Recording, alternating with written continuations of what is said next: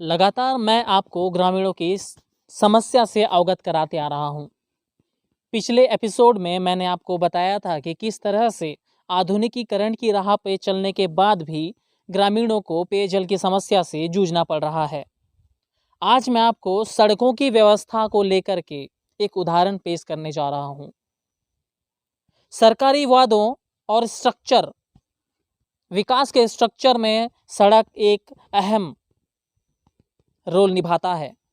ऐसे में शहर से लेकर के ग्रामीण क्षेत्रों तक सड़क की सही व्यवस्था होना बहुत ही जरूरी है। हम इस वक्त जहां खड़े हैं यह बस्तर जिला के दरबा ब्लॉक के छिंदावाड़ा गांव का ही है, जहां पिछले बार हमने पेयजल की समस्या से आपको अवगत करवाया था और हमने ये सवाल किया था उन तमाम सरकारी नुमाइंदों और जनप्रतिनिधियों से कि क्यों आज के युग में भी यहाँ के लोगों को इस तरह की समस्याएं आ रही है।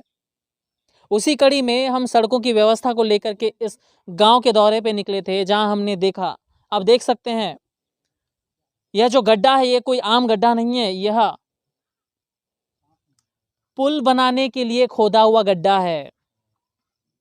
भैया 10 साल लगभग होने को आया है, यह गड्ढा खोदा गया है। इस जगह पे पुल बनने का था, लेकिन अभी तक पुल के निर्माण का कार्य शुरू नहीं हुआ है। इससे आम लोगों को समस्याओं से जूझना पड़ रहा है। किस तरह की समस्या है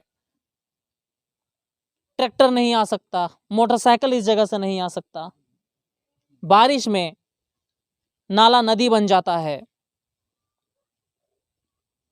ऐसे में जहां सड़कों की व्यवस्था ही ढंग की नहीं है, नाली की व्यवस्था तो आप छोड़ ही दीजिए।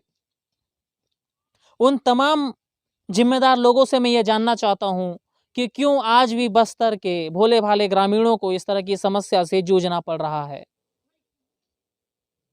क्यों चुनावी वादों और कागजी कार्रवाई तक ही बात रह जाती है। यहाँ के कुछ ग्रामीणों से हम जानने की कोशिश करेंगे कि यह पूरा माजरा क्या है। तो चलिए, हमारे साथ एक ग्रामीण है जिनसे हम जानने की कोशिश करेंगे कि यहाँ की समस्याओं का निराकरण आखिर क्यों नहीं हो रहा है। तो हमारे साथ हैं दादा, आपका नाम बताओ। नाव हाँ, क्या नाम है तुझो? लाइकन। इनका नाम लेखन है। देखिए, ये हल्बी भाषा में मुझे जवाब दे रहे हैं। मैं कोशिश करूंगा कि आपको हिंदी में इसका ट्रांसलेट करके बताऊं। तो दादा, यहाँ पर जो ये गड्ढा खुदा हुआ है, ये किस चीज के लिए गड्ढा खुदा हुआ है? पुलिया बनाऊ हम बोलूं आगे को दूर रोला था। पुलिया बनाने के लिए खोदा गया था। आगे तो कितना साल हो गया इसको खोदे? लगभग 10 साल हो गए। 10 साल हो गया है। हाँ। तो आपके इलाके के जो विधायक हैं, जो जनप्रतिनिधि हैं, उनसे आपने शिकायत की? सरपंच से चुमन चांग लगा आगे तो सरपंच मन बरा तो आए रामपाल तो आए को नाम दकला। ओ विधायक लोगों को बताए थे आप?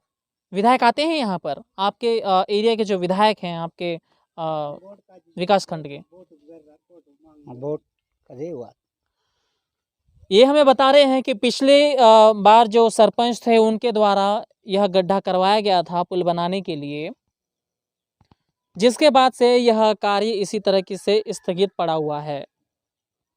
और ये हमें बता रहे हैं कि इनके जो ब्लॉक के विधायक साहब हैं विकास खंड के, वो सिर्फ वोट मांगने के वक्त ही इस गांव के दौरे पे होते हैं, अन्यथा यहाँ पर किसी भी प्रकार की किसी जनप्रतिनिधि की कोई एक्टिविटी नहीं होती है।